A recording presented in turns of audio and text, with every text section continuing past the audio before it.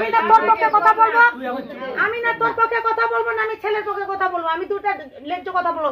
বিয়ের আগে দাঁড়াও, বিয়ের আগে ছেলেও প্রেম করে মেয়েও প্রেম করে, সেটা যদি তোদের সংসার জীবনে হয়ে যদি বলিস, এও যদি বলে বিয়ের আগে আমি একটা তোর থেকে ভালো মেয়ে পছন্দ করছিলাম, আমি ওকে বিয়ে করতাম, তোকে কি ভুলে করলাম, সে কথা শোন।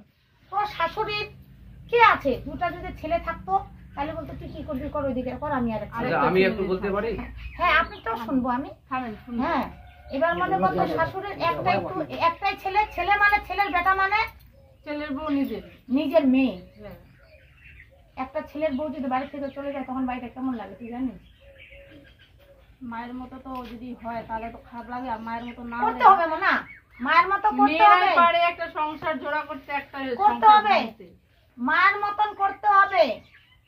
আমরা মেয়ে না, আমরা মেয়ে, আমাদের সবকিছু সিরিয়ালে চলবে। যখন দেখবি আমাকে খাওয়া পড়া কোনো কিছুই দিচ্ছে না, আমার পর মারধর করছে, ও পরকিয়া করছে, আমার শাশুড়িও আমাকে করছে, তখন একবার মাফ করা যাবে, দুইবার মাফ করা যাবে, তিনবার কিন্তু মাফ করা যাবে না। হ্যাঁ তখন তো অনেকদিন থেকে ধরেই করছি, এই যে বাচ্চাটা আছে, বাচ্চাটা নিয়ে কি এটা আমার নাম জন্ম বলে এটা ওর না, ঠিক আছে ওটা মানলাম। তুই তো মনে শোনো না, ভুলটা তুই তো মনে প্রথমবারই করছিস। প্রথমবার কি মেয়েরা শিয়া না, আগে শোনো, আজকালকার মেয়েরা শিয়া না, বিয়ের আগে মেয়েরা প্রেম করে না, সেটা কি তোকে প্রকাশ করতে হবে বিয়ের পরে?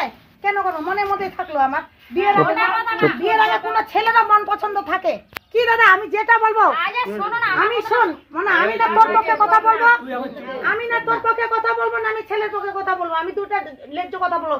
বিয়ের আগে দাঁড়াও, বিয়ের আগে ছেলেও প্রেম করে মেয়েও প্রেম করে, সেটা যদি তোদের সংসার জীবনে হয়ে যদি বলিস, এও যদি বলে বিয়ের আগে আমি একটা তোর থেকে ভালো মেয়ে পছন্দ করছিলাম, আমি ওকে বিয়ে করতাম, তোকে কি ভুলে করলাম, সেটাও কিন্তু খারাপ।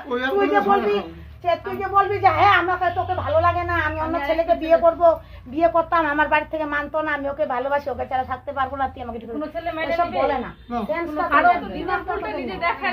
ওদের জন্য তোর বাবা মা তো ভোগ করতে হচ্ছে, আর এরও বাবা মাকে ভোগ করতে হচ্ছে। তারা যদি দুজন ঠিক থাকতে তাহলে সবটাই ঠিক হতো, বুঝলি?